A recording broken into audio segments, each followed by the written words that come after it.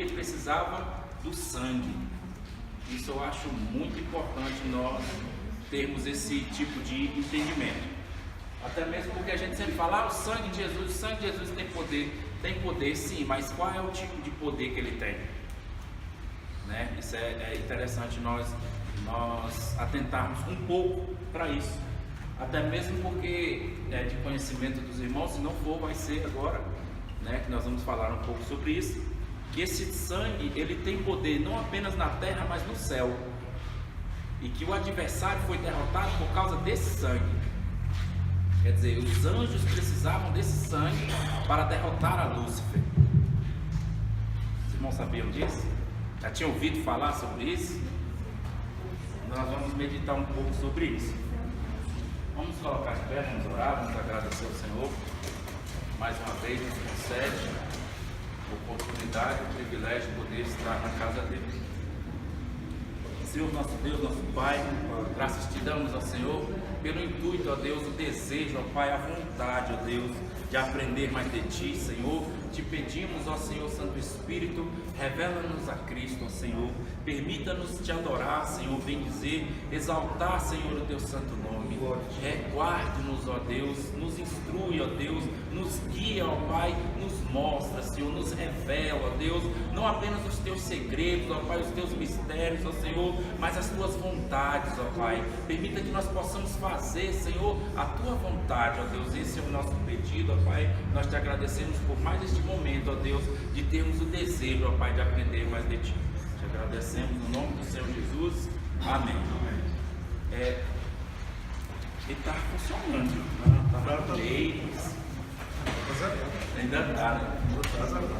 Deixa eu só fazer uma pergunta, irmãos, com relação a... que às vezes o irmão fala, o irmão fica falando de tradução, de Bíblia e tal. Abra sua Bíblia aí em Apocalipse capítulo 12, no versículo 18. Só porque eu não trouxe minha Bíblia. Não, não problema não. Pode abrir no celular aí, quem trouxe a Bíblia, tem um app aí, né? Vamos falar a tradução da outra lá. Apocalipse capítulo 12, versículo 18. Não tem. Não tem? Quem é que tem? A sua tem? Quem mais tem? Tem também? Só os dois? Você tem, mano? Tem. 12. Tiraram o versículo da Bíblia, irmão? Não ter tirado, mas não ter sabe outro. Será? Tiraram e vão botar em outra. É o versículo 18. O que diz aqui, irmã? Você está com ele aí? O seu também não tem, irmão. É 12, 18. Apocalipse 12, 18. E o dragão parou sobre a areia do mar. Vai. E o dragão parou sobre a areia do mar. Ali ele fala da besta, né? Agora você veja que no versículo anterior ele termina falando de Jesus Cristo. Então assim, muitas vezes nós nos prendemos, né, em algumas traduções. E isso é um versículo, você vê, não é dizer assim, é uma palavra, não, é um versículo. E foi retirado. E assim, imagina se um versículo em outras palavras, né, em outras traduções, em outros entendimentos. Eu sugiro a vocês que existe um app, né, no caso, que você baixa lá, no caso, vocês usam o Google Play, né, ou Apple Store, não sei. Aí tem lá uma Bíblia JFA. Não sei se os irmãos faz isso.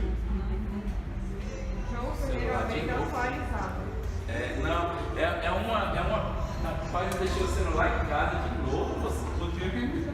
Não, mas você não tem a Bíblia, eu ia mostrar um símbolo para eles. Não pode. Olha lá, bota a Bíblia lá, Diogo. É porque a capa dela é igual. Aí por que eu falo isso? É porque ela tem várias traduções. Inclusive tem até uma revista corrigida agora de 2017.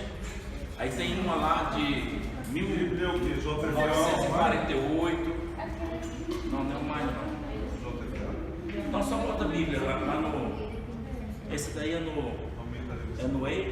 lá na história. É essa daqui, ó.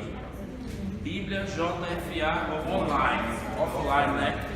Essa daí, irmão, você tem a opção de você baixar pelo menos umas 8 versões, essa aí mesmo. Bíblia JFA offline.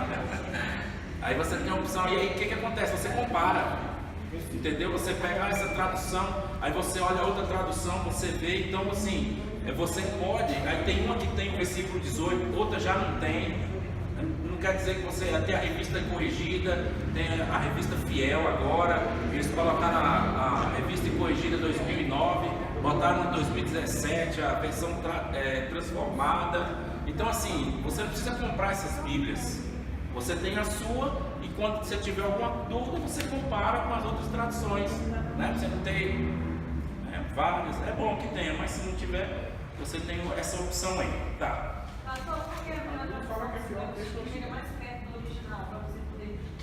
Dizem que é a Genebra. Genebra, Cedrinho. Aí. Dizem que é, não tem. Hã? A minha é Trinita Italiana. Trinita Italiana? A Trinita Italiana também tem, ó. Diz que essa É uma versão A Trinita Italiana mais nova, dizem né? que tem 830 euros, essa normal tem 6.212. A verdade é essa, eles vão traduzindo e vão corrigindo. Só que às vezes a correção é muito grande. Tipo no caso desse aí, tirou um versículo. O jeito mesmo é os originais, né? E a gente não tem esse suporte todo, né? Mas então, irmãos, vamos lá. Lição versículo número 2 aí, é a nossa aula. Número 2, nós vamos tratar da página 14. Né? Onde fala aí, os modelos da revelação de Deus. Deus falou de várias maneiras e agora pelo Filho. Os irmãos leram, né, a parte 3, né, em casa, responderam o questionário também, né? Irmãos, isso é tudo introdução para a próxima lição. Então, assim, é bom que você veja. Depois você pode voltar. Oi? 14, página 14. Aí toda vez que a gente for ver, ela vai perder uma atualização diferente, aí a gente escolhe. Nova versão, atualizada, a gente que escolhe. Ela atualiza uma e depois você tem a opção de baixar. Tipo a versão. Aí lá na versão aí tem King James, tem a revista corrigida, a fiel, tem a tradução de hoje, tem a transformada, tem. Assim, é de graça. Essas atualizadas você gosta? Não, depende, a revista corrigida é legal. Mas a tradução de hoje, essa eu não recomendo. Eu recomendo só para você ver que às vezes tem uma palavra difícil, né? Aí você vai lá, o que ele está falando na tradução de hoje? Só para você ter um norte. E não custa nada, de graça. Você pode levar para você que tiver, né? Tá. Então, irmãos, essa parte aí, né? A página 14, tá? Ele diz aí, os modelos da revelação que Deus falou de várias maneiras, agora fala pelo Filho. Nós já pincelamos, né, sobre esse tipo de assunto, onde ele fala na parte aí aos pais, que ele falou para Adão, e permitiu que a mulher tivesse a decisão das coisas espirituais e falhou. A parte B, né, aos patriarcas, Deus vinha visitá-lo pessoalmente ou enviando anjos. Aí vem a C, né, que Deus usou os profetas que revelavam seus planos. A parte D, que eram os sacerdotes, né? Parou? Falta de economia? Aí, então assim, irmãos, é o que eu falo para vocês, eu não quero estar aqui lendo a apostila com vocês. Espero que vocês leiam em casa e cheguem aqui, a gente acrescente material e tire dúvidas. Tá, então assim, aqui eu estou achando isso alto.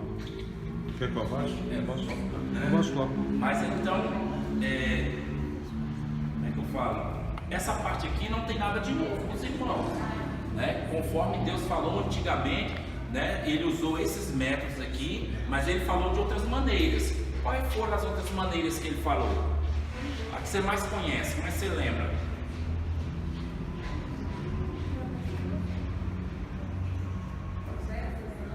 como o anjo do Senhor, né? Nós sabemos. Aí o que acontece? Quando você vê a palavra escrita anjo do Senhor, geralmente a primeira letra maiúscula de anjo é diferente de anjo menor. Porque o anjo que está escrito com a letra minúscula é um anjo qualquer. Agora quando está a letra maiúscula, não, aquele lá é o anjo do Senhor. E nós sabemos que o anjo do Senhor era quem? Jesus, né? Então todas as vezes que você vê essa palavra, né, na sua Bíblia aí, exatamente, a manifestação teofânica de Jesus, mas não como filho. Nós venhamos, né, entendemos que ele veio dessa forma a partir do Novo Testamento, na manifestação da graça, né, do Cristo revelado, da manifestação da encarnação. Aí nós entendemos que ele era Jesus, no caso o Filho. Aí você passa uma página aí, é o que eu falei para você, eu não vou ler, você vai ler isso em casa. Na página 15, irmãos, lá no tópico 3, tem 2, através das dispensações. Quais foram as formas que Deus falou? Pela natureza, né? Deus falava conforme se deixava transparecer, ele nos permitia conhecer através da natureza. Depois veio através das dispensações bíblicas. Nós citamos, né, umas 7 dispensações do Dr. Scofield, muito bom para entendimento. Ele começa desde o início da inconsciência até o final dos tempos, né? Ele dividiu em 7, Paulo dividiu em 3, enfim, tem aqui as 3 de Paulo, né? E no tópico 3 está aqui, ó, através da teofania, a forma de Deus se manifestar em figura de anjo, o varão, o anjo do Senhor, né? Aí aqui tem o versículo 1 do capítulo 18, que nós já falamos um pouco sobre ele, quando ele apareceu para Abraão, né? E aí você passa a página de novo aí, e na página 16, lá em cima, está dizendo assim: forma de que se manifestou em figura de objetos da natureza como fogo, água, rocha, relâmpago, vento, terremoto, chuva ou nuvem. Porque tem gente que acha que Deus, através do caso Cristo, só se manifestou como o anjo do Senhor. Não. Um exemplo clássico, que às vezes, né, eu acho que talvez para algum vai ser novidade, para outros não. 1 Coríntios capítulo 10, versículo 1, está na apostila aí. É só continuar lendo aí, ó. Pois não quero, irmãos, que ignoreis que nossos pais estiveram debaixo da nuvem? Exato. Irmãos, que não ignoreis que nossos pais estiveram debaixo da nuvem e todos passaram pelo mar. A nuvem e no mar, todos foram batizados em Moisés e todos comeram do mesmo alimento espiritual e beberam todos da mesma bebida espiritual, porque bebiam da pedra espiritual que o acompanhava, e a pedra era Cristo. Já deixou bem claro. Mas Deus não se agradou da maior parte deles, pelo que foram prostrados no deserto. Então o que eu imagino aqui a respeito do batismo? Que alguns passaram pelo mar, mas outros cresceram no meio daquele decorrer, né, depois da travessia do mar. E aí como Deus fez para batizar eles? As nuvens estavam no deserto. Na nuvem. O cume dos montes para ser batizado nas nuvens. Exatamente. Deus falou: sobe no monte, e na hora que ele subia, a nuvem descia e os batizava. Uma tipologia, né, de Cristo quando vinha até eles, entre aspas, um certo novo nascimento. E eles bebiam do mesmo, e aí o versículo 3, e todos comiam do mesmo alimento espiritual, e todos beberam da mesma bebida espiritual. Isso nos faz lembrar o quê? Ceia. Ceia. Né? Os irmãos estão espertos. Começar a fazer pergunta mais difícil. Né? Então tá bom. Só que tem um probleminha aí, a gente deixa que a nossa ideia aqui é outra hoje. Aí no segundo parágrafo aí, através da teofania, o que é teofania mesmo, irmão? É uma manifestação de Deus, né, através de algo. No caso do anjo, foi como anjo. No caso da pedra aqui, é uma certa manifestação, só que aqui é tipológica. Por exemplo, o fogo tipifica o Espírito Santo, mas também tipificou Jesus. Como foi que Moisés conheceu a Deus?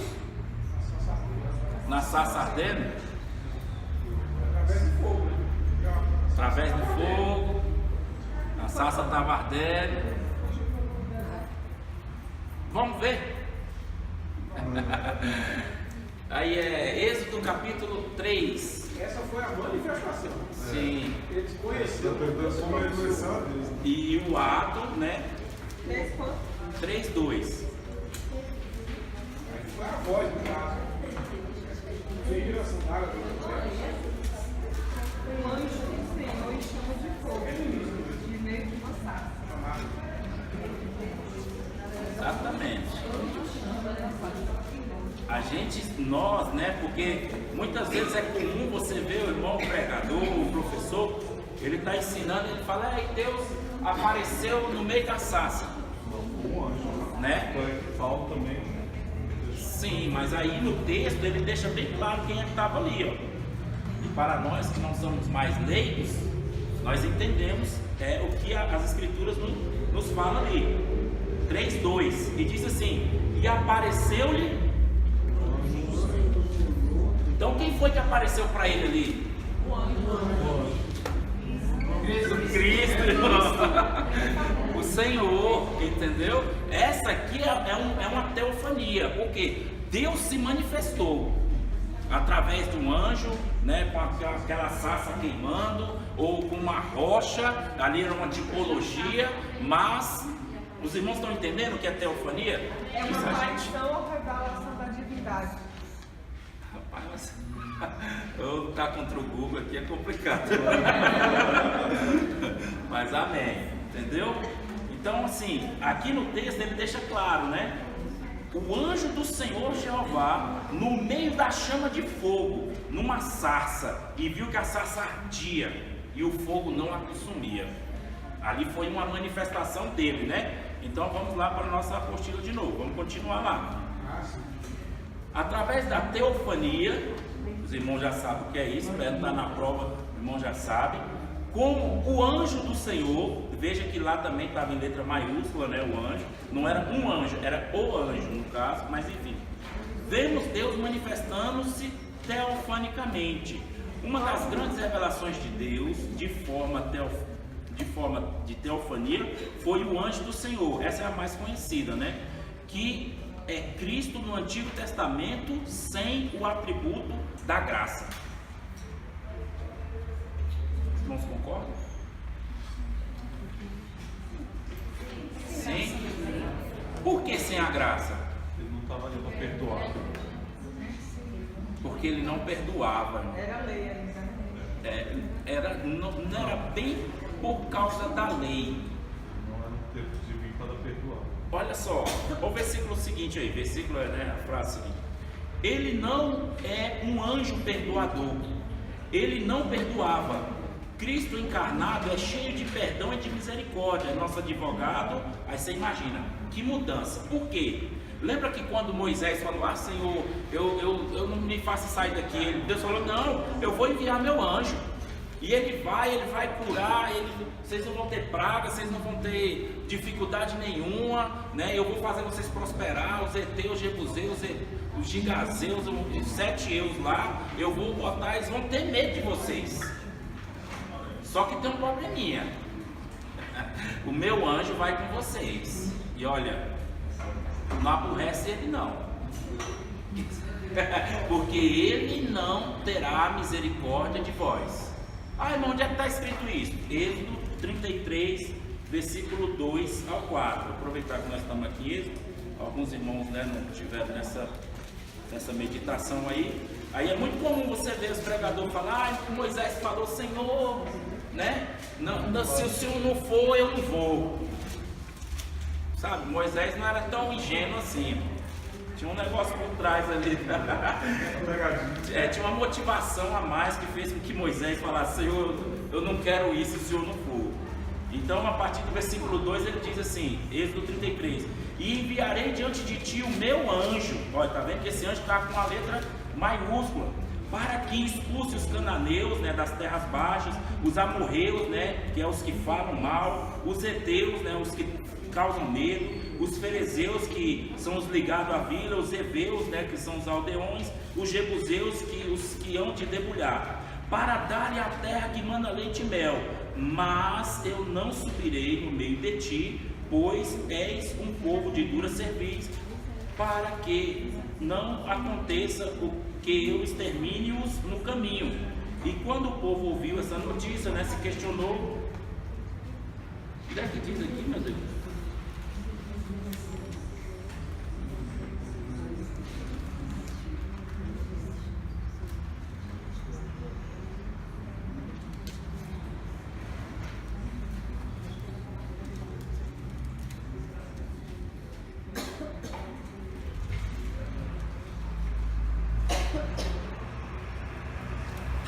Perdi o texto agora.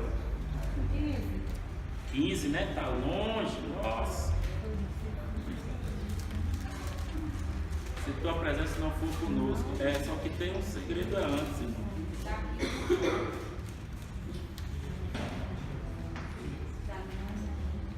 Talvez não seja nem nesse capítulo, sabia? Bom, eu vou ficar devendo essa passagem para vocês, mas é aqui, onde Deus disse que Ele iria na frente dele, que faria essas coisas, mas eles tinham que ter o cuidado de não desobedecer o anjo, porque se assim o fizesse, esse anjo os mataria. Esse anjo não teria misericórdia deles.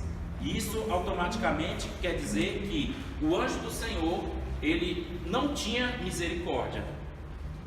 Certa vez ele apareceu para Josué, e Josué, o prostrado, né, o adorou. Outra vez ele apareceu para quem? Para Balaão, e ele ia matar Balaão.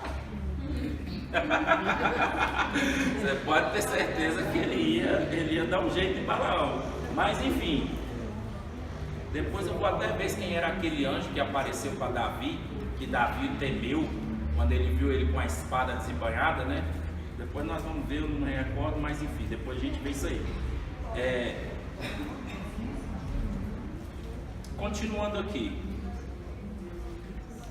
no inciso 3 aí, o que Abraão disse concorda em Efésios 4, versículo 4 e 5, nós lemos ele na aula passada, você medita em casa. Ainda que sejam 3 pessoas, mas o seu nome não muda, Senhor. Jesus, mesmo na forma de Adonai, mesmo na forma do Messias, ele não deixou de ser Senhor, Senhor Jesus. Mesmo assumindo essa forma humana e menor do que os anjos, ele não deixou de ser Senhor. Ainda o serviam, né? Aí ele diz, né? Agora venho como uma das maiores manifestações do anjo do Senhor na Bíblia, né? Tem uma versão aqui de Juízes. O anjo do Senhor era Cristo. Aí aqui, esses Juízes, capítulo 5. Falou não é a espada e tal, e o anjo ia passar a espada ao anjo, é isso? 23. Não, é esse do 23? 23, aí você vai pegar o 20 e o 21 e o 22. 33, 23? Não, é o Êxodo 23, aí pega o versículo 20, eis que envia o anjo de ti, para que te guarde pelo caminho e te leve ao lugar que tenho preparado. Guarda-te diante dele, ouve a sua voz e não provoques a sua ira, porque não perdoará a vossa rebeldia, porque o meu nome está ali. É Êxodo 23, 23, o 20, 21 e o 22. amém? Êxodo 23, 21, 22. Não, 20, 21. E vocês guardam essa passagem aí, que ela é de importância para nós, né? Mas tá, continuando aqui, essa passagem aqui que ele está citando aqui, em Juízes 5:13, não é Juízes, é Josué, que é aquela parte lá que o anjo, né, o anjo do Senhor aparece para Josué, e aí ele fala, e ele pergunta: tu és um dos nossos? Aí ele falou: eu venho agora, né? Quer dizer, Exatamente, eu venho agora. Então, daquela hora, naquele momento, ele está se manifestando como o príncipe dos exércitos de Deus, o general dos exércitos de Deus.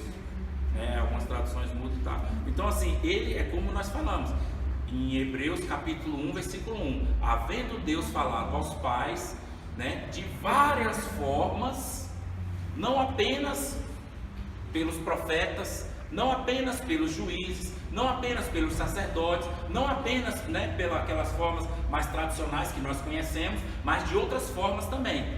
Falou-nos nos últimos dias pelo Filho. Continuando, dando a entender claramente que aquela era uma das suas manifestações. O anjo do Senhor se manifesta Sansão e tal. Aí você pula lá para baixo. Então, por que eu estou fazendo isso? É porque aqui eu marco apenas aquilo que eu acho bem interessante, para que a gente continue. E o dever seu é ler tudo. Entendeu? Porque eu já tenho um certo entendimento a respeito disso. E aí você vai ler baseado nos contextos. E aqui eu estou grifando aquilo que você realmente deve marcar, que vai fazer diferença para você. Aí na parte E, aí lá embaixo. E qual seria a manifestação do mistério de Cristo, segundo Paulo aos Efésios? Deixar uma coisa bem clara aqui para os irmãos, apesar de nós não estarmos falando ainda do panorama do Novo Testamento. A carta de Paulo aos Efésios, ela nos representa como a igreja gloriosa nas ordenanças celestiais. Então, todas as vezes que você for ler a carta aos Efésios, você já imagina como uma igreja gloriosa, como a manifestação, é como se fala quando Paulo diz assim: mas eu ouvi coisas inefáveis aos homens. Ali na carta aos Efésios, Paulo tenta nos explicar um pouco a respeito disso. Qual seria a manifestação do mistério de Cristo de Paulo aos Efésios? Escondido em Deus, no seio do Pai, uma referência que está em João 18, e escondido no Antigo Testamento, né? É um relato dele como príncipe, como anjo do Senhor, como rocha, como fogo, como nuvem, como água, né? Entre outros tipos, tá? Aí a revelação dele como homem. Aí no caso, você vira a folha, né? Na página 17. O anjo, essa parte de baixo, né? Não é o primeiro parágrafo, é o segundo. O anjo do Senhor era Cristo, antes da sua encarnação. Depois da sua encarnação, Jesus não se revela mais como anjo do Senhor. Por quê? Porque agora ele não explicado. Oi? Porque agora ele já Ele tem um corpo, ele já fez a sua obra, né? Vamos assim dizer, eles não posso falar dessa forma, mas aparentemente ele está completo.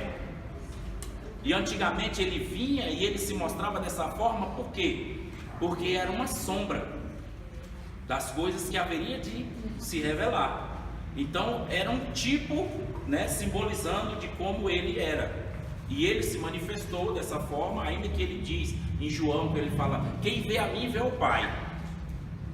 Mas, né, ali ele falava na forma da sua intimidade, na forma do seu, como é que eu posso dizer, do seu proceder, da sua maneira de ser, né, não em aparência, né, não era, porque ele falava: mas a gente quer ver Deus. Ele falou: mas você me vê?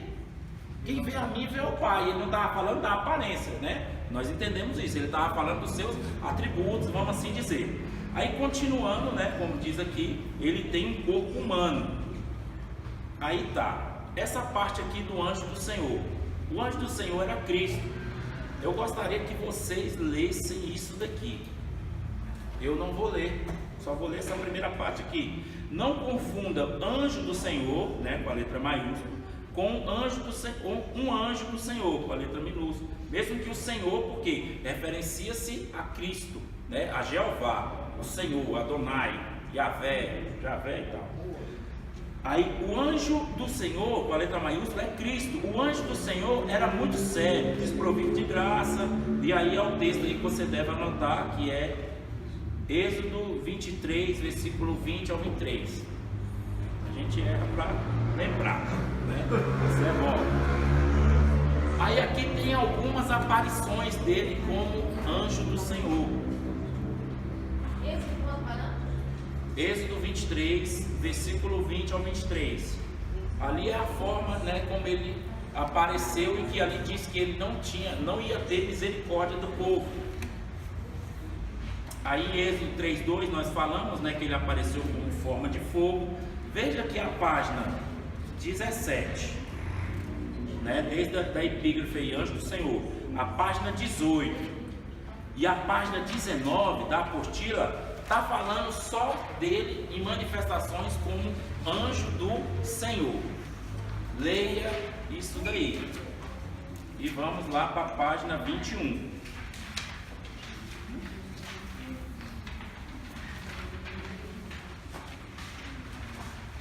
A importância do conhecimento da divindade em relação à unidade da divindade. O que é que une a divindade? O Espírito, que ele é o vínculo, né, dessa união. Então, se nós fôssemos, vamos assim dizer, não é corrigir, mas atentarmos melhor para esse tipo de ideia, né, que nós temos a respeito da divindade, não fala divindade, isso é um termo católico, né? Um exemplo, aqui era o Pai, aí a ideia é que essa daqui é a primeira, essa é a segunda e essa aqui é a terceira. Quem é a segunda? O Filho, né? O Filho. E a terceira?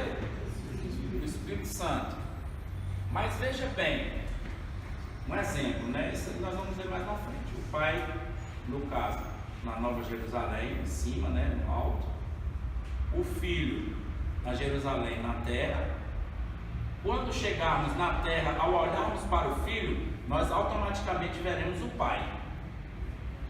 E se estivermos nas regiões celestes, né, porque estaremos com o corpo glorificado, ao olharmos para o trono do Pai aqui no alto, automaticamente veremos o Filho. O que eu quero dizer com isso? Quem é que une esses dois aqui? Não é o Espírito? Então, como é que pode a terceira pessoa ser um ato de união desses dois? Lembra que nós falamos, né, no início a respeito daquele pecado, né, que não tem perdão? Blasfêmia contra o Espírito Santo. Se você peca contra o Pai, o Espírito fala com o Filho. Se você peca contra o Filho, o Espírito fala com o Pai. Se você peca contra o Espírito, você vai falar com quem? Né? Então, quer dizer, ele é que é o vínculo desta união. E assim, nós não dizemos que é três deuses. Por quê? Porque eles não se manifestam, né, vamos assim dizer, separados. Sempre estão juntos. Façamos o homem conforme a nossa imagem e semelhança. Certa vez ele desceu, né, como ele falou com Abraão. Abraão viu quantos anjos? 3. Jó também viu 3. Mas enfim, o que eu quero dizer para vocês a respeito de Deus? Ele é como aquele triângulo, né? Nunca esqueça dele, né? No caso aqui é Deus, aqui no caso é o Pai, e aqui a gente começa a corrigir o Espírito e o Filho. É como se a segunda pessoa não é o Filho, mas o Espírito. Por quê? Porque ele une os dois, a ponto dos dois se tornar um. E o Espírito não se separa deles, tá? Então, eles todos juntos, formam Deus. Por quê? Um exemplo. Quem é o Espírito do Pai? Quem é o Espírito do Filho?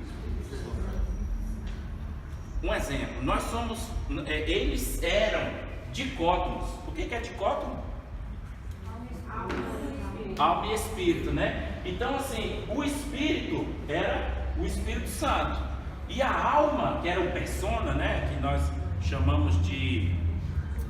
Como é que é o nome, rapaz? A persona da pessoa, só que no caso de Deus é a psique, tem o Ruach, eu esqueci o nome agora. Chamar. Nefesh. Eita. Quase ganhou um ponto. O Nefesh, no caso, né, da pessoa de Deus, ele tem um exemplo. O Pai tem o seu, o Filho tem o seu e o Espírito Santo também tem o seu.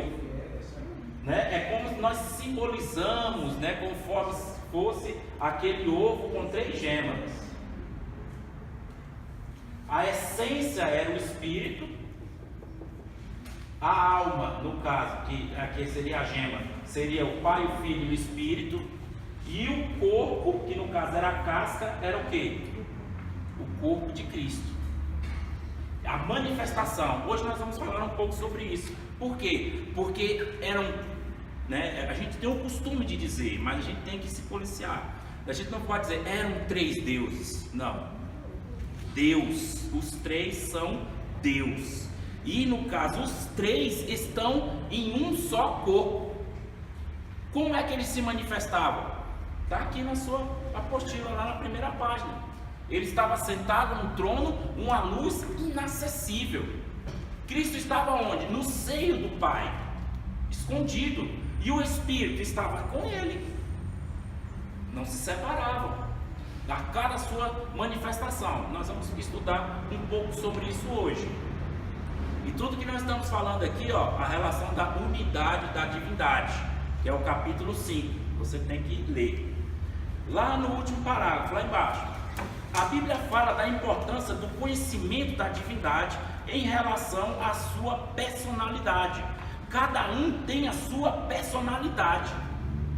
A personalidade, que é a persona, né, psique, é a forma, é o ser. Um exemplo, o pai, ele tem a sua personalidade. O filho tem a sua personalidade. E o espírito tem a sua personalidade. Tá, continuando.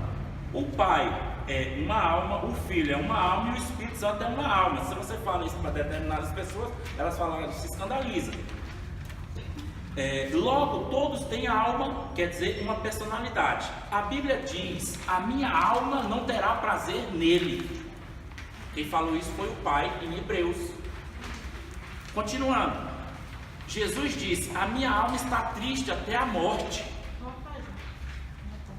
22. Primeiro parágrafo. E Paulo diz: não entristeçais o Espírito Santo, no qual foste selado. Quer dizer, a tristeza, ela faz parte de um sentimento da alma, né? Então, assim, nós já falamos isso, entre outras, né, lições para trás, a respeito de alguns versículos a mais, a respeito, né, da personalidade de cada um. Aí, continuando, a Bíblia fala da importância do conhecimento da divindade em relação à sua encarnação.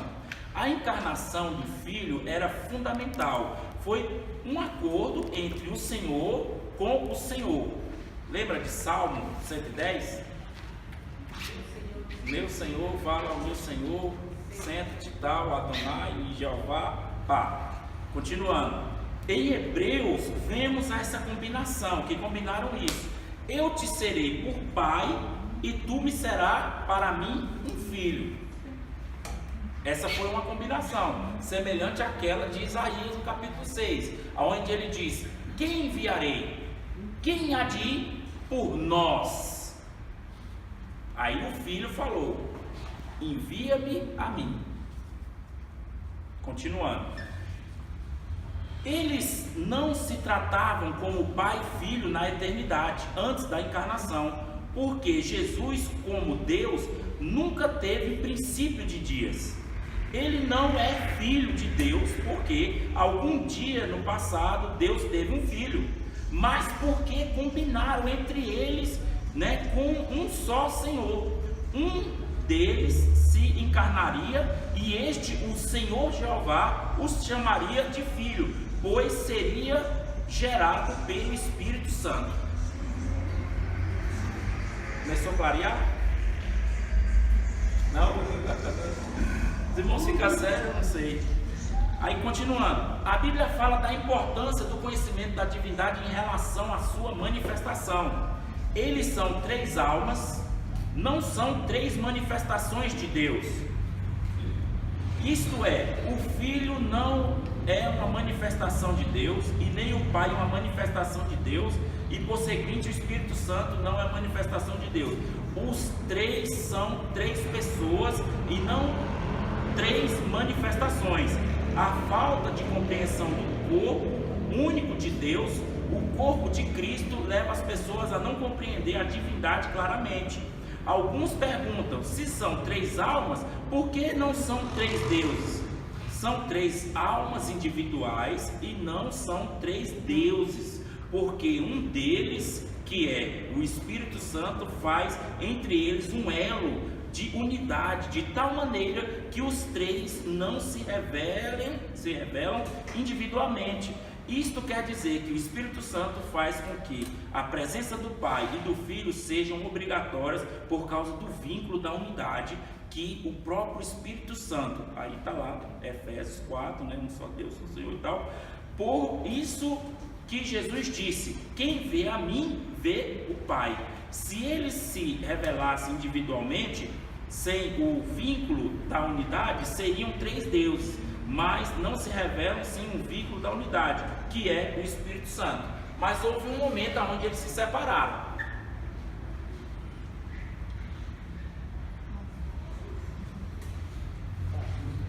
Os irmãos lembram onde eles se separaram? O batismo? No batismo eles se manifestaram, né? Pai, Filho, Espírito. Na cruz. Porque lá na cruz ele falou: Pai, eu te entrego o meu Espírito. E daquela forma que nós estudamos a respeito da pomba, que ele levou, né, no bico, aí entra um probleminha, que às vezes alguns não entendem. Um exemplo. Na cruz, nós somos constituídos de corpo, alma e espírito. O corpo de Cristo foi para onde? Sepultura, né? O espírito dele foi para onde? Pai. E a alma?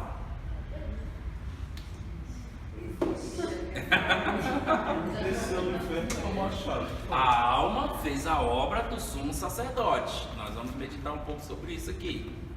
Então, mais um motivo pelo qual nós não dizemos, né, que eu até vi com minha mãe hoje, ela falava que, né, estava ouvindo algo sobre isso. Ela: não, a Santíssima Trindade e a Virgem Santa Maria. Eu falei: então não é 3, é 4. Porque já colocou mais um no negócio. Ela: então, né, aí não separa, não entende, não, Deus não. Aí é que, como se diz, ele está separado na nossa mente, né? Nós entendemos que os três juntos são Deus. Não que não poderiam ser três deuses, mas eles não se, como é que eu posso dizer? Eles não se desligam por causa do Espírito Santo. Ele está junto, presente dentro deles. Aonde tem um versículo que chega a dizer que o Espírito Santo sonda as coisas insondáveis, os mistérios do Pai. Não, eu só estou citando um exemplo, né, que a gente lembra desse versículo. Aí, continuando, a Bíblia fala da importância do conhecimento da divindade em relação à sua identificação. Antes do reino milenar de Cristo, o Pai será visto à esquerda do Filho. Isso é certo?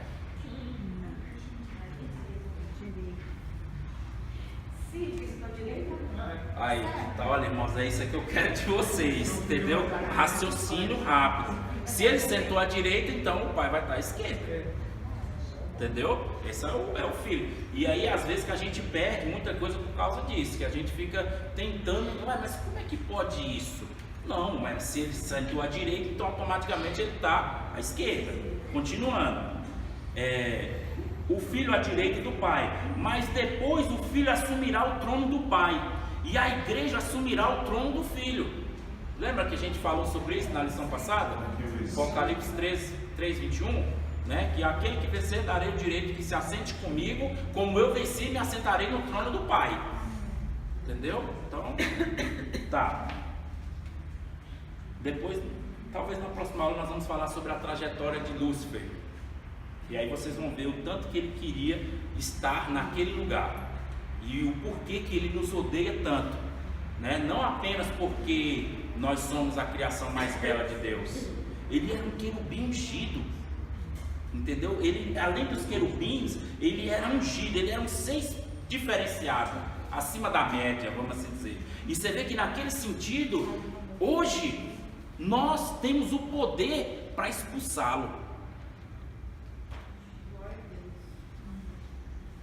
Então, vamos ver isso aqui mais pra frente. Tá, continuando. Mas depois o filho assumirá o trono do pai e a igreja tal. A importância do corpo. Aí esse aqui que é a nossa aula aqui. A Bíblia fala da importância do corpo. O corpo é o grande segredo de tudo, pois nesse corpo Satanás foi vencido, pois ele pediu o sangue inocente para dar liberdade ao homem. Por quê? Isso aqui é uma coisa que a gente falou, né, naquele tratado do Poceio, exatamente. E alguns irmãos às vezes não deram, né, importância e tal, mas ele tem um significado muito importante. Por quê? Quando ele pediu o sangue inocente, é como ele, como sendo, né, um ex-tesoureiro do trono de Deus, ele sabia que Deus não tinha um corpo humano e nem carne. Ele pede o sangue inocente porque sabe que todos os homens pecaram e nenhum deles poderia oferecer este preço.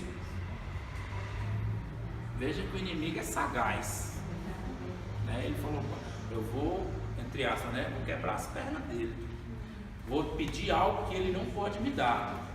Por quê? Porque Adão vendeu para ele. É tanto que ele chegou e falou para o Senhor, ele falou: olha, tudo isso aqui me é dado. Dado por quê? Quem deu para ele? Adão. E aí ele falou: se tu prostrado me adorar, eu te darei e tal. Aí continuando, ele pediu algo impossível, mas Deus aceitou a proposta e um dos três se ofereceu. Eis-me aqui, ó Deus, para fazer a tua vontade. Um corpo foi preparado para o filho, e ele veio e se encarnou. Ele nunca foi conhecido na eternidade antes, porque era um mistério escondido e estava no seio do Pai. E agora ele veio e encarnou e jamais pecou, jamais revelou-se que ele era o Filho de Deus, apesar de que o Pai também falou, né? Mas ficava aquele negócio, vamos assim dizer, meio turvo, né? Porque porque já está escrito aqui, então se eu falar aí é como se diz, eu estou adiantando só o texto. Como Satanás ficou sabendo na ocasião do batismo, ele queria ter certeza disso e nunca teve essa certeza, porque ele andava lá nos céus e ele não via Jesus. Ele não via, Jesus era um mistério oculto no seio do Pai. Eles conheciam a Jesus como o anjo do Senhor, o general dos exércitos do Deus vivo, né? E entre outras formas, mas não como o filho. E ainda assim também não tinha corpo. Continuando, Jesus, uma palavra aqui não consegui interpretar. Jesus despistava isso. Os demônios afirmavam que ele era o Filho de Deus, para saber se ele confirmava, mas Jesus os expulsava sem resposta.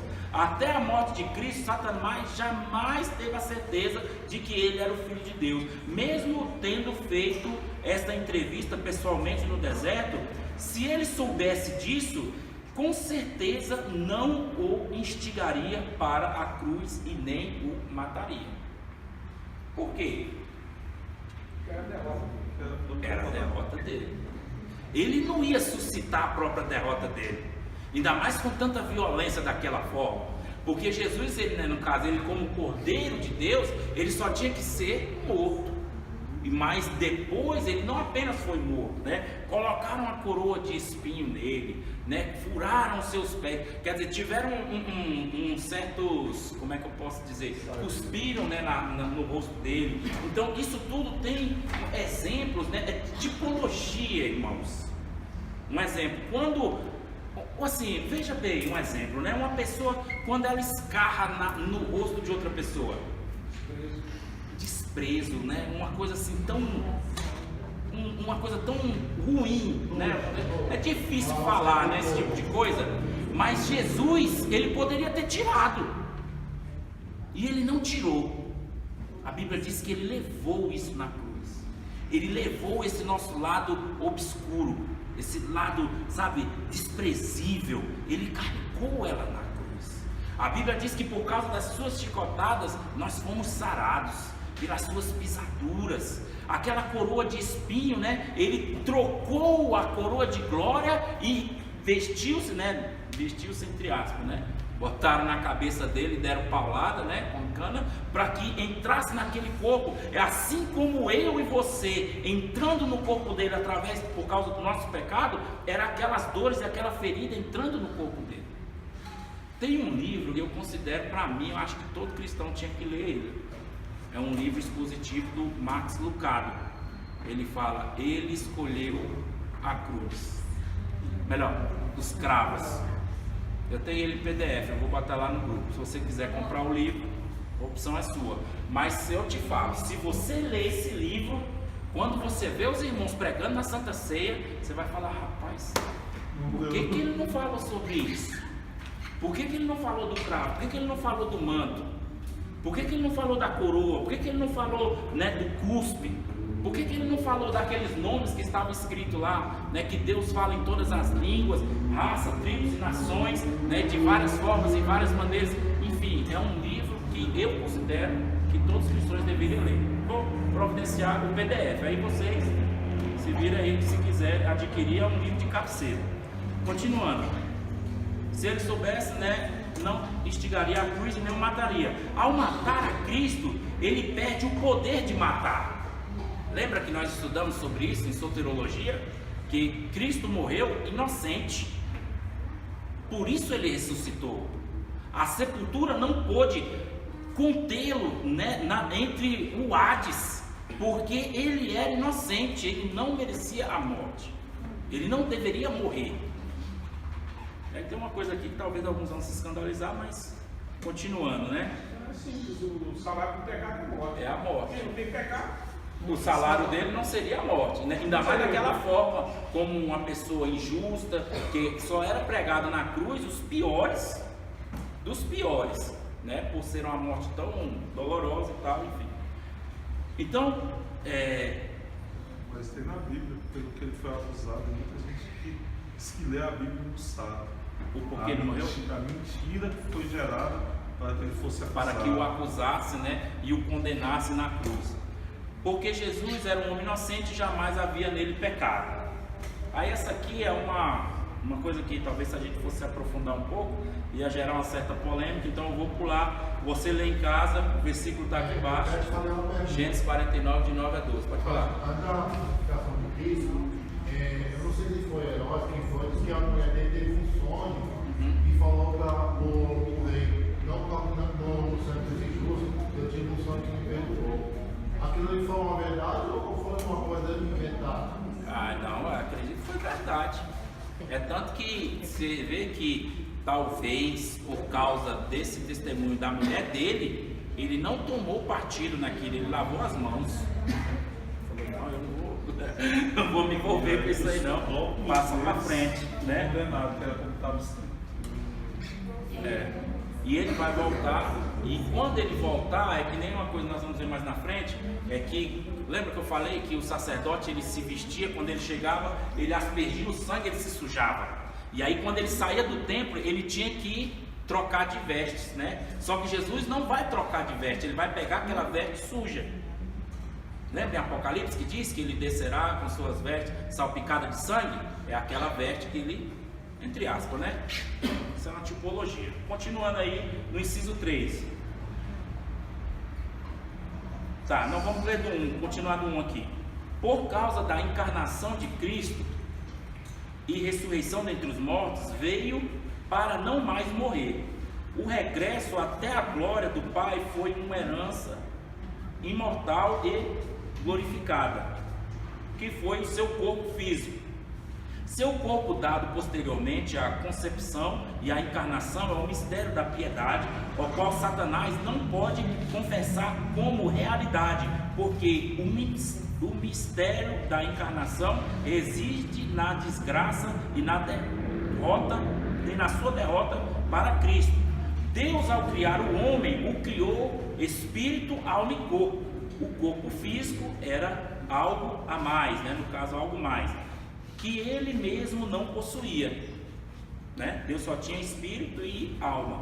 Deus era espírito e alma, era espiritual, não palpável, né? Ele era um ser de uma luz inacessível. As partes imateriais têm a capacidade de compartilhar do mesmo espaço, né? O corpo, e ao mesmo tempo sem perder a sua identidade. Eu não vou falar porque aqui já está auto-explicado. Por isso, em apenas uma pessoa podem haver muitos demônios, até mesmo uma legião, mais de 1000 demônios, e nenhum deles perder a sua identidade.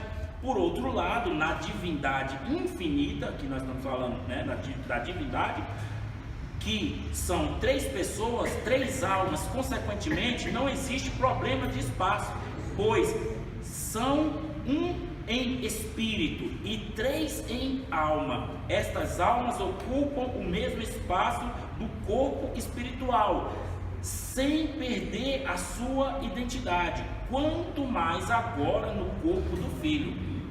Colossenses diz que foi do agrado de Deus que nele habitasse toda a plenitude, toda a divindade.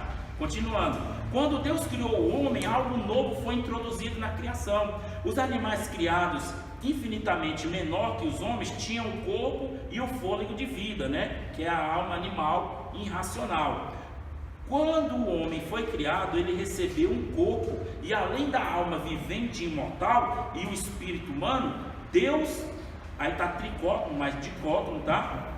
Corrija aí, dicótomo, cria o homem tricótomo, quer dizer, tripartido. Qual era o objetivo dele?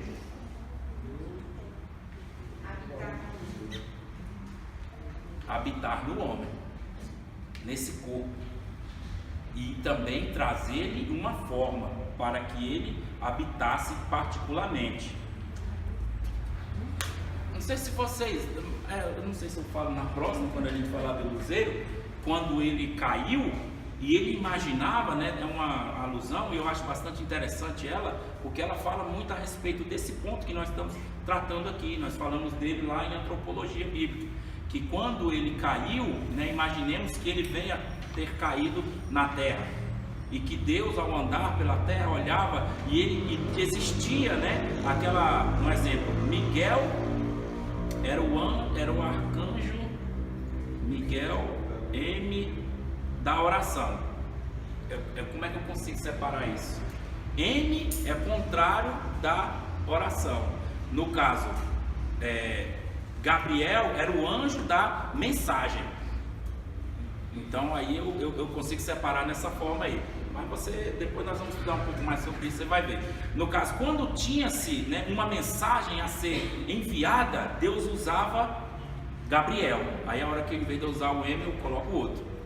Mas aí quando tinha, vamos assim dizer, uma oração que tinha que ser levada até os anciões, né, naqueles incensários dele, aí Deus usava Gabriel. Miguel. Nós irmãos pegaram.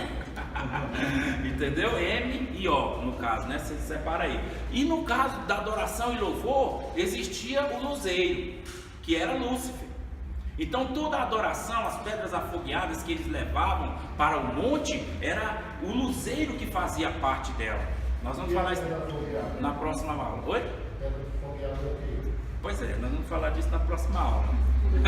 Calma, irmão, né? Ela era como se fosse um combustível do trono. Hoje o combustível que move o trono é o que? É o louvor, é a adoração. Então quando havia essa adoração, esse louvor, né, esse era levado totalmente a Deus. E no caso o luzeiro ficava com parte dela, onde a Bíblia diz que houve pecado em ti na multiplicação do teu comércio. Por quê? Porque ele tomava parte daquelas para ele, né? Aí fica uma pergunta, irmãos. Aqui a gente entra no texto aqui que eu tenho para vocês. Por que Deus não destruiu Lúcifer? Pois é. Assim, não estou dizendo que é a resposta, é uma suposição. Ele né? inventou o próprio nome. Que a gente tem. Oi? Ele inventou o próprio nome. O próprio quê? O próprio nome. Olha. É assim que vê isso. Deixou, né? A gente vê de onde veio essa coisa, essa história antiga, né? Então, assim, imagina-se que talvez, né, essa é uma suposição, que ele é como se ele tivesse fracassado na sua criatura. Mas Deus o deixou e o reservou para vaso de desonra. E nenhum dia onde Deus irá manifestar a sua ira é a hora que ele traz de volta esse vaso de desonra. Mas ainda sem falar nisso, que isso aqui é coisa da próxima aula, quando imagina, no caso, o nosso Deus ao descer e procurar a sua adoração e não encontrar. Porque os irmãos sabem que o Pai procura os adoradores, que o adorem em espírito e em verdade. Então Deus está procurando. E esse era o cara que levava as adorações, né, as partes, como se diz, olha, você tem um louvor, você tem uma adoração, me entrega aqui que eu levo para o Pai. Então essa era a função do luzeiro, uma das, né, como tesoureiro, enfim. Quando ele chegava e tomava essa parte, quando houve essa corrupção, nós falamos algo sobre isso, que existiu o mundo habitável, onde Deus criou a imagem, e já lá nessa imagem, o Senhor criou também o corpo, que Adão foi feito segundo a imagem. A imagem já tinha sido criada, ela não se manifestou, mas ela já tinha sido criada. Por que eu estou falando isso? Eu estou me lembrando de uma pergunta que o irmão fez no meu particular. Ele falou, irmão, você falou que o cordeiro, mesmo se o cordeiro não tivesse, se Adão não tivesse pecado, mesmo assim o cordeiro ia ter que morrer? Ia. Sabia? Já estava desde a fundação do mundo. Diz que já tinha sido morto, sim. Esse foi o primeiro. Né? São três. Morreu três Essa é uma pancada. Mas o que eu quero dizer? Eu quero voltar ainda nessa primeira parte aqui. Que ele, quando ele é como se uma alusão, né, que o irmão fez, eu acho ela bastante interessante. Porque como se Deus estivesse triste ao andar, né, em algum lugar, talvez aqui mesmo na terra, e ele olhava aí, um exemplo, o inimigo atrás da moita, né, olhava e falava, Deus, olha, tem alguém me chamando aqui, aí olha o capiroto de trás da moita, né? Que nem o outro, o Moção fala, atrás de uma moita de capim santo, né? Chamando ele falou, o que você quer? Aí ele disse, você me expulsou, você me tirou da glória, eu era o seu ministro de adoração e louvor, e agora? O que você vai fazer?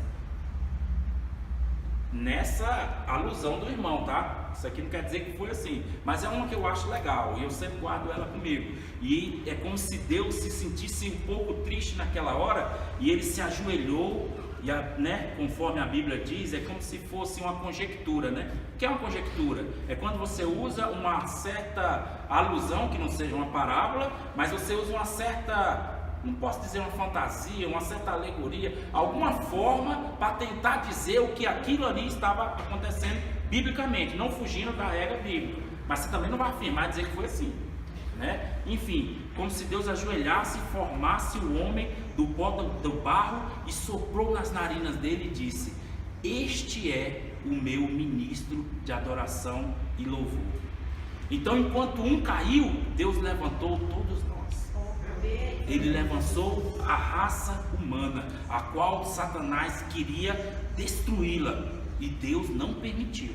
É tanto que eu até conversava com a internet, né, um cara que trabalha comigo, e ele lendo lá no Salmo 2, onde diz que Deus riu daqueles que se levantou contra ele. E eu falei, internet, Deus nem se levantou do trono contra Satanás. Por quê? Porque ele está assentado, ele não está preocupado, ele está tranquilo. Não, isso, Satanás para Deus, é tanto que em Apocalipse, se não fala a memória, no capítulo 20, quando ele é lançado, ele fala que um anjo desceu com uma corrente, prendeu, amarrou ele e jogou no inferno. Exato, não tem hierarquia, sabe, de anjo, não. Um anjo, ô você aí, ó, amarra ele aí, leva esse cara daqui. Já vi exatamente, leva de É, Apocalipse 20 fala sobre isso, né? Mas tá, por que Deus não destruiu Lúcifer? Por causa do propósito ao qual ele foi criado. No caso, né? aqui é o que dizem, né? Seria uma certa incompetência de Deus. Deus o guarda para a sua ira e o fez como vaso de desonra. Nenhum anjo ousa enfrentá-lo, porque seria derrotado. Lembra do arcanjo quando foi pegar o corpo de Moisés? Ele contendia de boca, mas não enfrentava, não lutava contra ele. Quer dizer, até os anjos precisavam de algo que eles não tinham, que era o quê? Para derrotar o inimigo? O sangue. Por que eu falo isso? Abra sua Bíblia em Apocalipse capítulo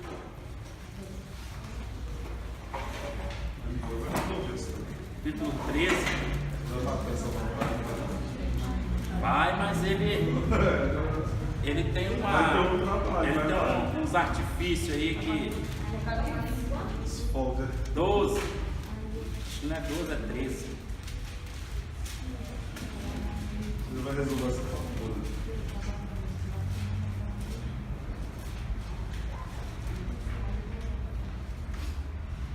Apocalipse 12, irmãos. Quem pode ler o versículo 11 aí? Vi ainda outra vez 12. É 11. 12, irmãos. E eles o venceram pelo sangue do Cordeiro e pela palavra do seu testemunho, e não amaram as suas vidas até a morte.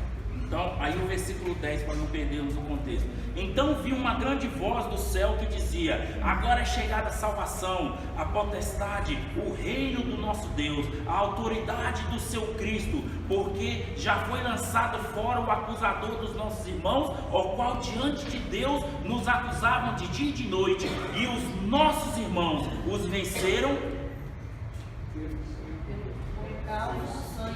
por causa do sangue do Cordeiro.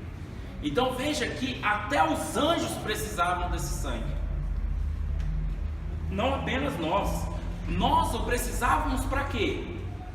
Para a remissão dos nossos pecados, né?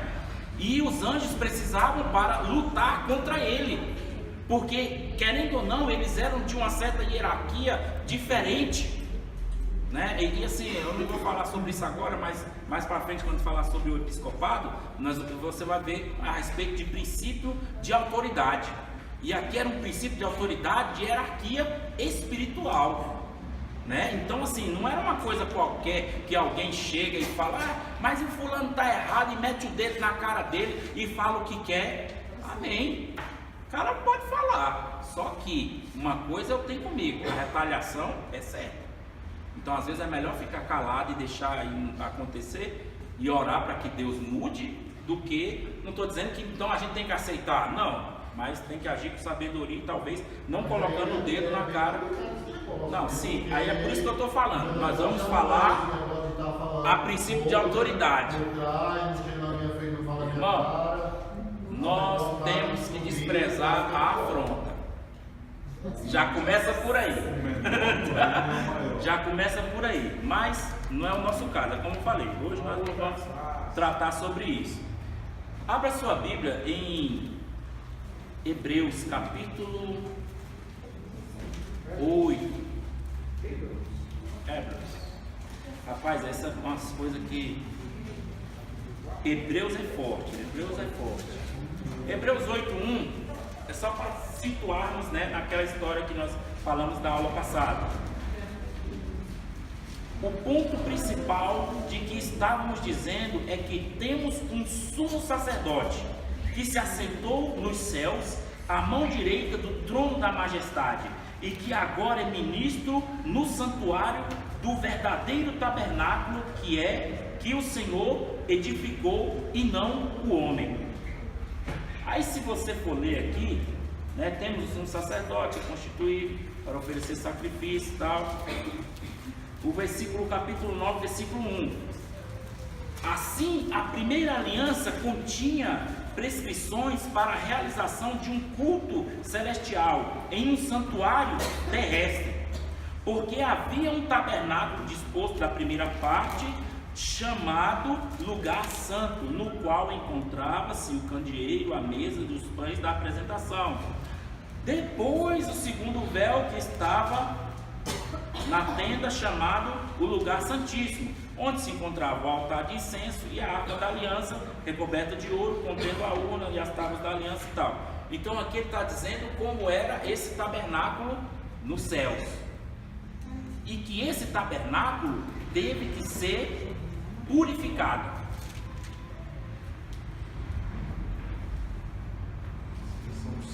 No céu. O que vocês acham? Está dizendo, né? Versículo 22. O sangue inocente, né? O preço do resgate eterno. Segundo a lei, quase tudo é purificado com sangue.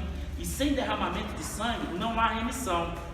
Portanto, era necessário que as figuras das coisas que projetavam a realidade celestes assim fossem purificadas, mas as realidades do céu deveriam ser consagradas com sacrifícios melhores do que estes.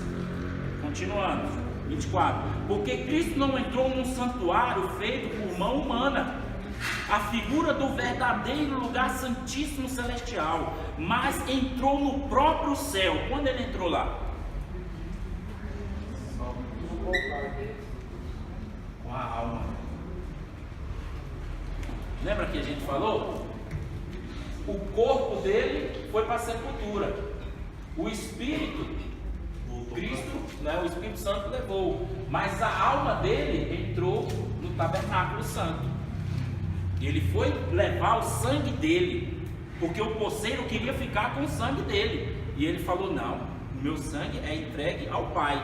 Por quê? Por que disso? Aí continua dizendo aqui: o verdadeiro Santíssimo entrou no céu para apresentar-se a si mesmo diante de Deus em nosso favor, e não entrou para se oferecer a si mesmo muitas vezes, como o sumo sacerdote entra no lugar santíssimo a cada vez do ano levando o sangue alheio. Ora, nesse caso deveria ter sofrido muitas vezes, desde a fundação do mundo, mas não foi assim, pois vindo a plenitude dos tempos, ele apareceu uma única vez para tirar o pecado através do sacrifício de si mesmo, assim como está decretado: ao homem morrer só uma vez, que vem assim o juízo. Aqui ele diz que ele purificou as coisas celestiais. Por que ele purificou essas coisas celestiais? Porque lá também, foi lá a origem do pecado. Exatamente. Por causa do pecado que se originou lá, através de o luzeiro, Lúcifer. Então, se o sangue de touros e de animais purificou, né, essas coisas aqui, para que fosse purificado as coisas celestiais, que essas aqui eram sombras. Exatamente, como nós lemos aqui, ele precisaria de algo muito maior. Veja o versículo 1 do capítulo 10. A lei que revela apenas a sombra dos bens vindouros e não a verdadeira imagem das coisas que são, jamais poderia aperfeiçoar aqueles que chegassem a Deus através de sacrifícios que continuamente são oferecidos a cada ano. Se aqueles que prestam culto sobre a lei fossem purificados, né, uma vez por todas, já não tivessem mais a consciência do pecado, teriam deixado de oferecer sacrifícios. Aí aqui o versículo 5 aqui é interessante. Por isso Cristo, ao ser introduzido neste mundo, disse: nem sacrifício e nem oferta quisestes, porém tu me preparastes um corpo. Porque Deus não queria mais sangue de holocausto. Por quê? Temporal. E ele é eterno. Temporal. Este era uma sombra daquilo que viria.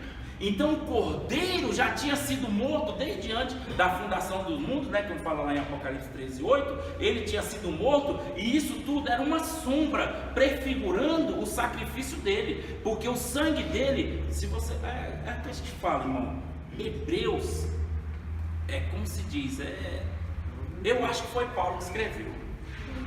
E eu acho que ele viu essas coisas lá e tentou explicar para nós e deixou meio sombreada. Porque sinceramente, irmão, é um negócio, sabe, tremendo. Uma vez dessa maneira, por exemplo, quando alguém tem autoridade e fala alguma coisa, por exemplo, fulano vai morrer, e ainda que esteja andando, se ele tem poder para fazer isso, já morreu. Isaías. Então se Deus disse, cordeiro, depois daquela queda lá da todo mundo, Deus já sabia que ia acontecer isso, ele já determinou que havia um cordeiro para morrer. Então isso era fato, não tinha acontecido, mas já estava determinado. E palavras de Deus não vão para trás. Eu penso dessa maneira. Sim, diga. Porque em Hebreus as pessoas falam assim, a gente não sabe quem o escreveu, mas quando você compara todas as cartas de Paulo, existem assinaturas, a forma com que ele cumprimenta, a forma com que ele termina e a forma com que ele se refere a Deus. E tem 26 referências em Hebreus que são iguais a todas as outras cartas de Paulo. Então assim, chega a ser quase que inevitável dizer que foi ele que escreveu. Fora a profundidade abissal dos textos. Coisas, A revelação é muito alta para não ter sido ele. E ele conhecia também, né? Falava dos templos, do tabernáculo, do sacrifício, de holocausto, a supremacia de Cristo entre os anjos, né? Entre Levíticos, né? Então, enfim, entre Arão. Deus é um Levítico do Novo Testamento. Sim, ele é a revelação, né? Como assim fosse. Um exemplo, os anjos, eles precisavam ver isto. Um exemplo, quando Jacó lutava contra o anjo do Senhor, eles não tinham coragem de lutar contra Lúcifer. Mas quando ele viu o homem, que era um ser que foi menor do que eles no caso, e agora eles tinham o que? O sangue de Cristo. É como se tivesse a autoridade de Deus. É como se Deus falasse: quando a pessoa, eu destituo toda a autoridade que um dia eu dei para ele. Pode descer abaixo. Uma vez um cara chegou e falou para um conhecido, né? Disse que ele estava numa blitz e o cara não descia do ônibus indo para Lusiânia. Não, nele no carro. E ele falou: mas você sabe o que você está falando?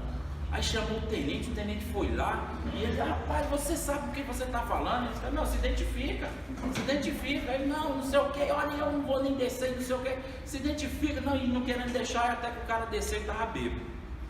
E aí ele falou: quem é o senhor? Se identifica. Ele falou: olha, eu trabalho na prefeitura de Lusiânia. Aí você imagina o que aconteceu, né? Então, assim foi como os anjos quando receberam o sangue. Falou: olha, agora nós vamos tirar esse cara daqui. Nós vamos botar ele para correr. Mas por que eu estou falando isso? A Jerusalém, lembra que ela está descendo? Mas quer dizer que aqui seja a terra. Quando ela chegar em determinado local, haverá um rapto, né? Seremos arrebatados. E ela vai continuar descendo. Só que nessas descidas dele, quando chegar aqui na metade do reino dessa, isso aqui, quando você vê isso daqui, ó, é os 3 anos e meio, mais 3 anos e meio, tá? Da grande tribulação. Grande tribulação. Quando ela chegar aqui, a cidade que está aqui, o exemplo aqui é como se fosse as ordenanças celestiais, né? As ordens celestiais acima do céu. A própria Jerusalém irá expulsá-lo e eles irão cair. Por quê? Porque Deus vai, é como se ele estivesse vindo, descendo e limpando as hostes celestiais. E o inimigo vai caindo daqui e daqui já sabe, né? Em vez do outro que é só subindo, ele é só caindo, só caindo. Nesse caso aqui, ele vai descer. Lembra quando nós lemos aqui no texto? E agora caiu. E aí diz lá no texto, mais para frente nós vamos ver, você pode ler em casa também, quando ele diz que ele caiu e já sabia que havia pouco tempo e saiu para ir de encontro, no caso a igreja, né? Por quê? Porque sabia que lhe restava pouco tempo. É nessa hora aqui, Deus vem limpando as regiões celestiais. Está vindo perseguir já. Está descendo, está no caminho. Começando. Então, isso aqui nós já citamos, né? A dispensação do mistério, eu não vou falar, a gente já tem uma noção. A parte A, que é da eternidade. Deixa eu te falar aqui. Pode falar com a tua parte aqui. Então quer dizer que no céu tem um mal necessário, né? Que se o sangue então foi purificar o céu, então não existe um mal necessário lá. Mal necessário? Mas vamos dizer o contrário, né? Essa palavra é forte, mano. A gente tem que melhorar ela. Mas deixa eu te perguntar uma outra coisa também. se não fosse Satanás que se revelasse para Deus, haveria uma outra possibilidade de outro mais fazer isso? Qualquer um poderia pecar. Não sei. Isso, sinceramente, Não existe si para é muito profundo e eu não tenho esse entendimento, não. Porque, no caso de Cristo, ele certa vez ele falou: um de vós há de me trair, né? Então ali já é certo. Poderia ser Judas? Não. Poderia ser qualquer um. Mas nesse caso aqui a gente não encontra, né? É tanto que a gente sabe tão pouco, né, dessas coisas, né, de que aconteceu aí nesse período aqui. Antes, né, que aqui é a dispensação do mistério, que essa primeira parte aqui que nós estamos falando, ela vai até Gênesis capítulo 1, versículo 1. Essa aqui é a parte A da dispensação do mistério. A parte B, ela vem daqui, no caso, né? A parte B até a aparição de Cristo, que aqui já se inicia a graça. E aqui, no caso aqui, lembra que aqui é Jeová, né? Yahvé, e aqui ele já se manifesta como anjo do Senhor, né? Como essas que nós já acabamos de citar aqui. Aí depois vem o nascimento de Jesus, né? Eu não quero falar sobre isso agora, porque isso aqui é uma coisa para a gente falar mais para frente. O que eu gostaria de deixar bem claro? O que era o corpo, melhor, o Cordeiro de Deus? O corpo de Cristo. Ele que era o sacrifício. Lembra que certa vez a gente fez um símbolo aqui, vamos dizer que aqui era Abraão. Abraão tinha que apresentar, né, um cordeiro. Essa tartaruga. Deixa eu cortar aqui. E aí, Deus, o que Deus fez? Deus poupou o Isaac, né? E recebeu o cordeiro. Só que o cordeiro de Deus agora não tem mais como. Ele já entregou para Abraão. E agora ele não poupou mais o seu filho. Então o corpo de Cristo era o Cordeiro de Deus. Por isso que o inimigo não aceita que Cristo veio em carne e que padeceu por nós. Porque no caso do corpo, sendo o Cordeiro de Deus, ele foi o sacrifício. Lembra que nós falamos da ceia? Que Jesus lavou os pés dos discípulos, mas não lavou o seu? Porque ele era o holocausto de Deus. E ele tinha que ser, vamos assim dizer, queimado por inteiro. E já os discípulos não foi esquartejado. Os discípulos eram um holocausto, quando eu tenho um holocausto, ele como sacrifício. Você não pode lavar os pés da oferta de sacrifício. E que nem a gente ouviu outra vez aí, né? Diz que Isaías morreu na serra elétrica. Mas enfim, isso acontece. Espero que não seja. Espero que não seja aqui, 600 anos antes de Cristo. Pois, no caso, né? Ele trouxe, né, o sangue inocente, levou ao Pai. Deus teve misericórdia de Abraão, mas Deus não poupou seu filho. Ele não queria mais sangue, né? E sim o sangue inocente. E na próxima aula nós vamos falar sobre a trajetória do luzeiro. Você vai ler aí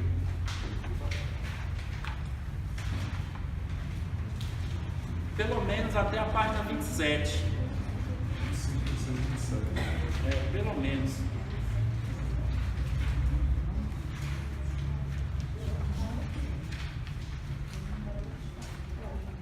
A Bíblia fala da humanidade de Cristo, é o tópico 6.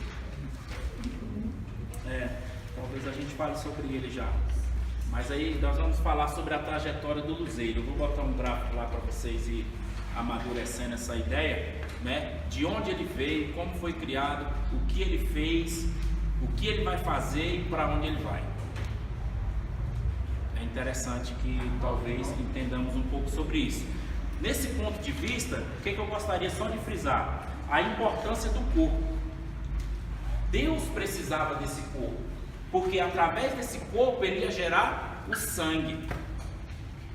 Aconselho os irmãos lerem também Hebreus 8, 9 e 10, que fala do sacerdócio, fala da obra de Cristo, né? E ali ele fala de uma forma bem espiritualizada. Os irmãos já têm esse entendimento já para espiritualizar essas coisas, como se fosse a alma dele que tivesse feito, né, alguma dessas obras.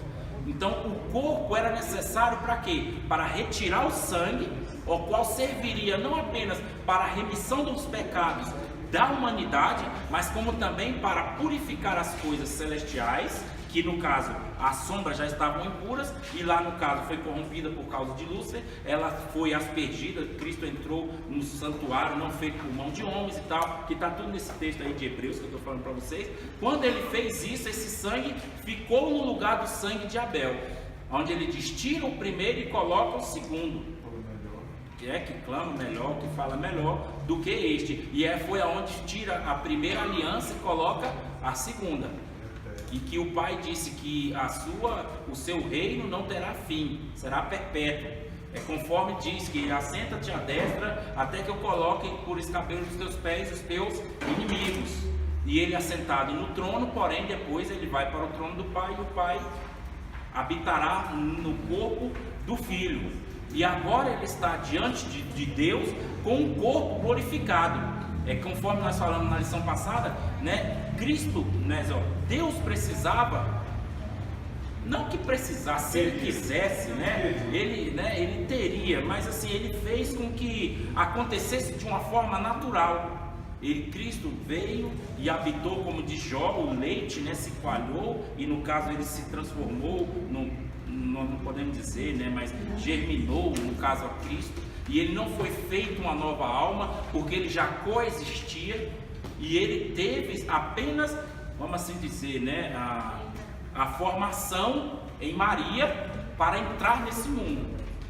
Porque o próprio Jesus diz que aquele que não entra por essa porta é ladrão e salteador, e o inimigo não entra por essa porta, ele quer entrar pela outra, né, em possessão e outra coisa. Eu estava vendo agora, talvez, não sei se os irmãos têm essa ideia, quem são as duas testemunhas? Por quê?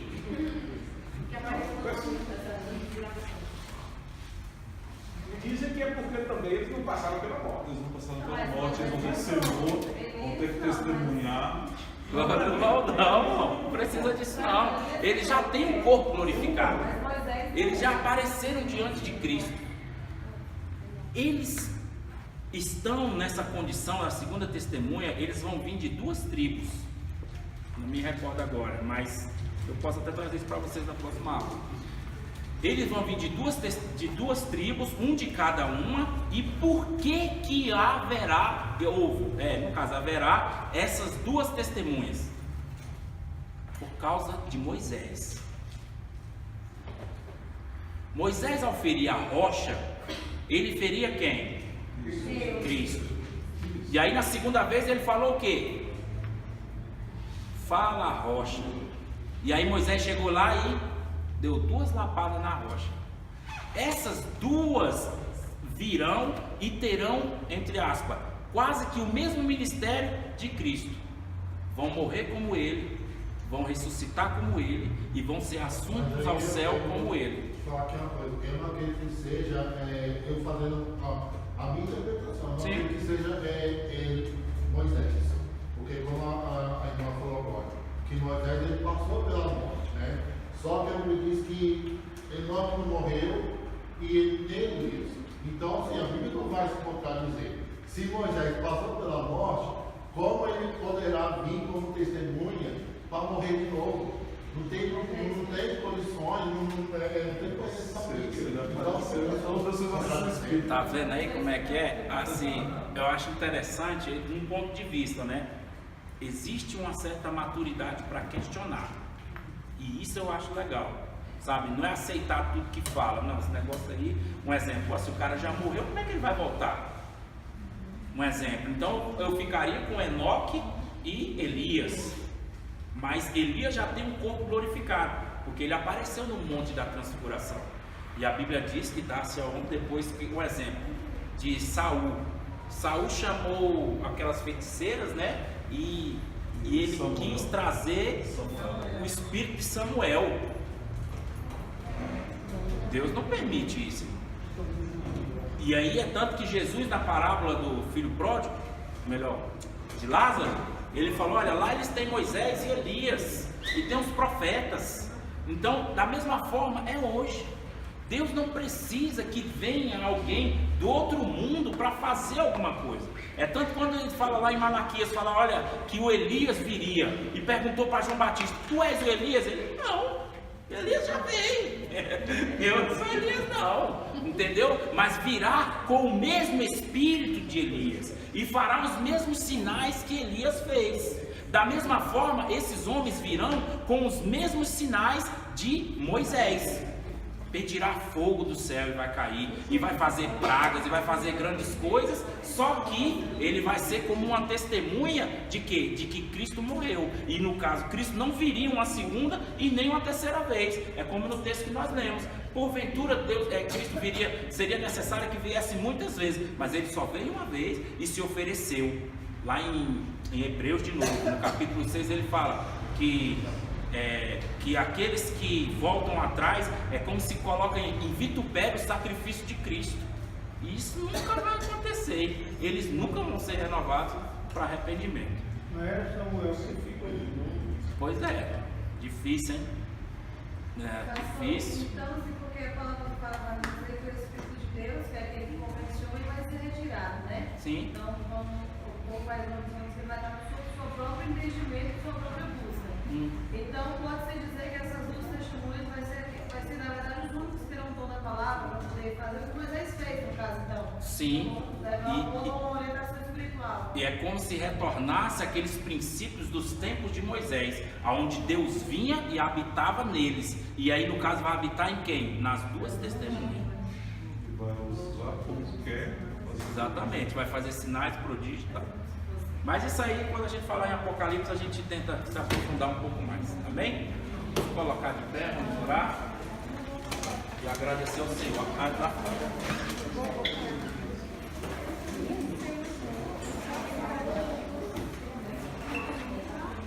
Então vamos orar então. Senhor, nosso Deus, nosso Pai, te damos graças ao Senhor por mais um momento, ó Pai, onde tivemos, ó Pai, a oportunidade de tentarmos, ó Deus, aprendermos mais de Ti, Senhor. Te louvamos, ó Senhor, pela Tua graça, pela Tua misericórdia, porque nos conduziste em paz, Senhor. Eu oro para que também nos leve em paz, Senhor, para os nossos lares, ó Pai. Tira todo o embaraço, ó Deus, todo o levante, ó Pai, do maligno, ó Deus, porque nós estamos aqui Te buscando, ó Pai, para Te servir melhor. Nós não aceitamos, ó Deus, que o inimigo se levante, ó Pai, contra os nossos familiares, ó Deus, pois assim os fazendo, ó Pai, eles irão nos atingir, ó Deus, e nós cremos, ó Deus, que Tu és poderoso, Senhor, não apenas para nos proteger aqui na Tua casa, mas os nossos familiares, aonde quer que eles estejam, porque nós acreditamos, ó Deus, que estamos debaixo das Tuas asas, ó Senhor Santo Espírito. Nós oramos porque cremos, ó Deus, e nós acreditamos que o Senhor não apenas nos ouve, ó Deus, o Senhor também atende às nossas orações. Por isso nós Te damos graças. Amém? Glória a Deus. Fala com ela, não. Vai estar ela. Fala com ela, já não vai ela. Não, aí, sim, não, eu estou falando aqui, é aquele tratado de Levítico, aonde ele fala do poceiro. Eu vou te mandar esse estudo do poceiro, que aí você, eu acho que já até citei ele uma certa vez aqui, mas talvez os irmãos não recordam agora. Vai dar a explicação do por que Moisés morreu